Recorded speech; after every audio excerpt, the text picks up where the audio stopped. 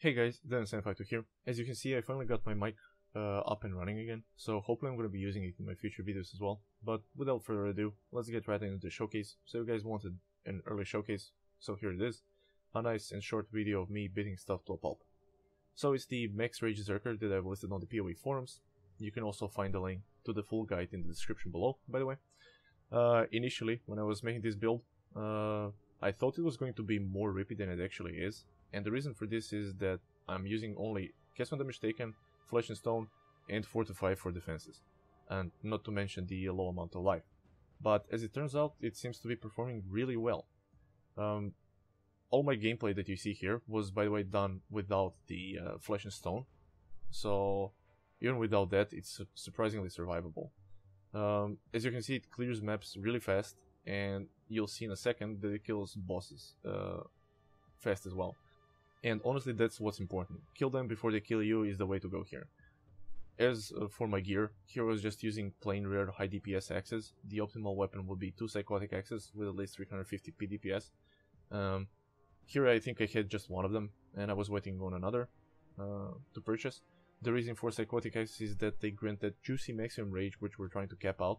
The only advantage of the Varanastra Rigbolt Savagery combo is that you're going to get that 5 extra rage and an additional 40% increased physical damage done while dual wielding.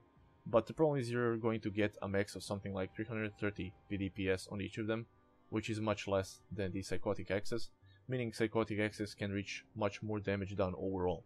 But the unique weapon combo is really cheap and convenient, so you can opt for that if you don't have the money or if you just don't want to bother with looking out for the really high DPS psychotic axes. As for the performance of the character, well, you can see how it performs. It's really fast, it's Flicker-esque style build, where you just flick through everything and everything dies. The main playstyle is just holding right click until everything dies. If there's something stronger, like a ritual or a conqueror, you're going to pop your totems, Ancestral Warchief, Ancestral Protector, and then again, just hold right click.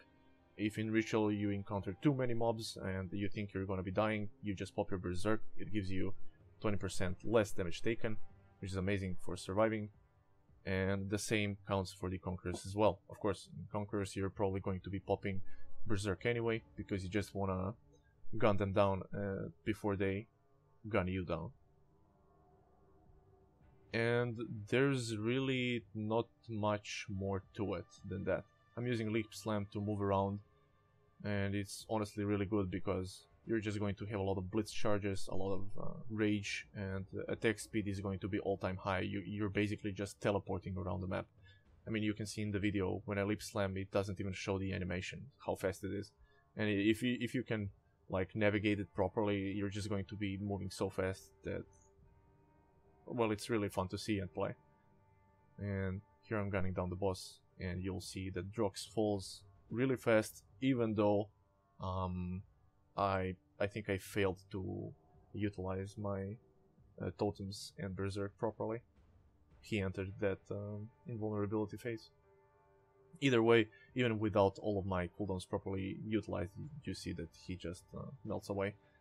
And basically that's your playstyle. You kill them before they kill you. Also, here I'm gonna show you my character a little bit, because, well, why not?